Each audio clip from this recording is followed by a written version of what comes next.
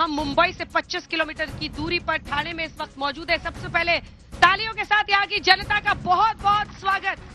तमाम पार्टियों के कार्यकर्ता आए हुए हैं। 48 सीटों के महाराष्ट्र में माना जा रहा है कि इस बार फैसला महाराष्ट्र से ही होगा, और वो इसलिए भी क्योंकि इस बार के चुनाव यहाँ पर जरा अलग है। अलग इसलिए क्योंकि देखिए, पिछले बार के चुनावों को जिस ठाणे में हम मौजूद हैं, ये शिवसेना का गढ़ है, लेकिन वो शिवसेना वो थी जिसमें सारे एक साथ थे।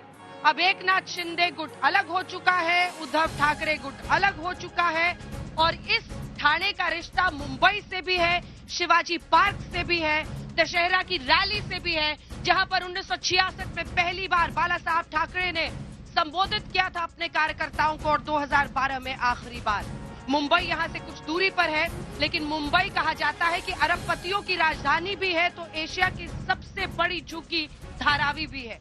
फिल्म इंडस्ट्री का भी वहां पर सेंटर है, तो सबसे ज्यादा लोकसभा सीटें, 6 लोकसभा सीटें एक शहर की दिल्ली की 7 है, लेकिन वो एक यूनियन टेरिटरी है। जनता यहाँ पर ये तय करेगी कि असली शिवसेना वो किसे मानते हैं, असली एनसीपी वो किसे मानते हैं, शरद पवार गुट को या फिर अजित पवार गुट को।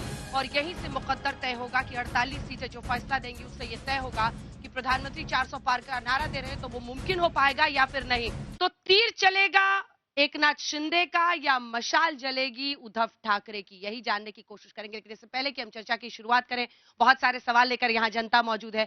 आइए आपको दिखा देते हैं। आज हम पहुंचे सबसे पहले गुजरात के सूरत में, सूरत के बाद हम पहुंचे नासिक, जिसे फ्रूट बोल भी कहा जाता है महाराष्ट्र का, और उसके बाद पालघर भी गए। पालघर से हम पहुंचे ठाणे।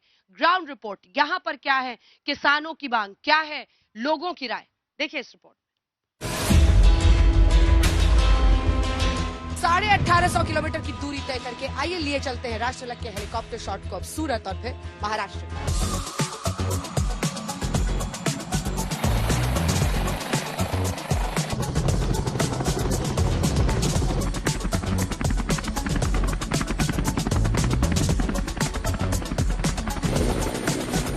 गुजरात में पहुंच गए हैं हीरो के शहर में। हीरो के शहर में मौजूदा सरकार की चमक चलेगी या कांग्रेस पार्टी यहाँ पर टेंट पहुंचा पाएगी।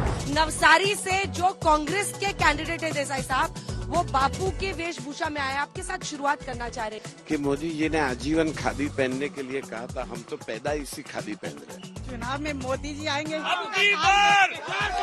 5% लोगों ने 95% लोगों को कब्जा किया हुआ है। 70 साल इनका राज था, क्यों हम कश्मीर में झंडा नहीं फहरा सकते थे हमारे देश का? हमारा कोई भी मुद्दा होता है तो CR पाटिल साहब सुनते हैं। जुमलेबाज सरकार है। यहाँ से हम लोग चलते हैं सूरत शहर में।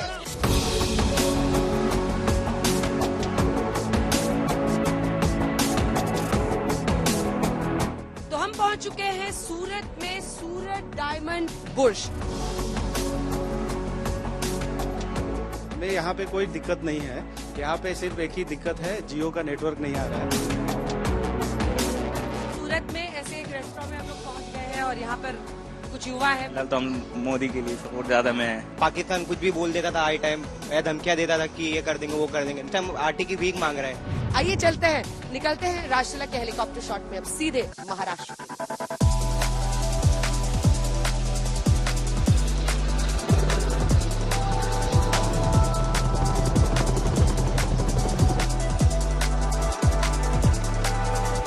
आप पर क्या असर हुआ है ये दो फाड़ होने का, दो गुट बनने का? शिवसेना एक ही है और शिवसेना उद्धव बाला साहब था। ये लोकतंत्र है, राजा वही बनेगा जो हकदार होगा। ये लोग डर के मारे गुवाहाटी भाग गए। ये लड़ाई बेरोजगारी की है, ये लड़ाई महंगाई की है। जो पूरा तीनों पार्टी का जो सत्यानाश किया है, जो संजय राउत ने किया है। क्या राहुल गांधी ने 370 वापस देने का वादा नहीं किया? तो अंगूर के लिए भी नासिक को जाना जाता है, प्याज भी माला ही पहन लिया आपने। एक्सपोर्ट बंद के वजह से हम किसान परेशान है। तो कनेक्टिविटी का इम्प्रूवमेंट नासिक में 0 है इन टर्म्स ऑफ रेल। अब हम सीधा यहाँ से रवाना होंगे महाराष्ट्र के ही पालघर के लिए। आइए चलते हैं।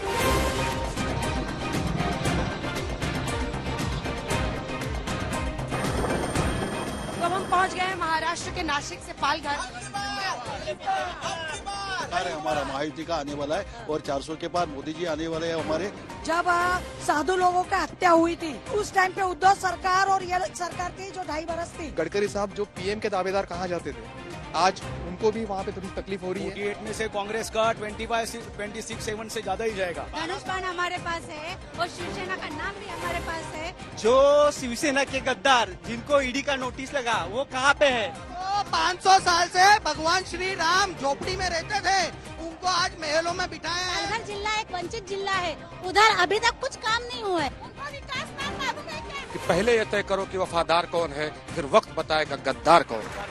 जो गद्दार गद्दार गद्दार बोल रहे हैं तो पहले अपने खुद के पहलू में झांक के देखना चाहिए। ना एम्बुलेंस के ठिकाना नहीं कुछ, ये यहाँ के सरकार ने कुछ काम किया नहीं। अब हम यहाँ से सीधा रवाना होने वाले हैं महाराष्ट्र के ठाणे के लिए, जहाँ पर जनता अपने सवाल उठाएगी।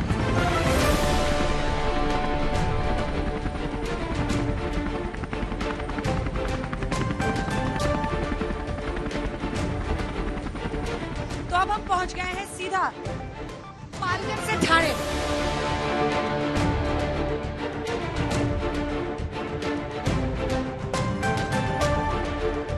खास दुकान है जहां पर वड़ा पाव खाने के लिए आसपास से लोग पहुंचते हैं। बहुत अच्छे से कर रहे हैं, systematically they are doing it. 10 रुपए का वड़ा पाव अभी 15 में हो गया। मोदी जी के विकास से बहुत खुश है। हमारा भरोसा तो अभी भी स्टिल उद्धव बाला साहब ठाकरे पे है। बीजेपी जो है वो 400 पार जाना चाहिए। बारी भी मोदी सरकार ही आएगी। तो ठाणे में हमने लोगों का मिजाज जाना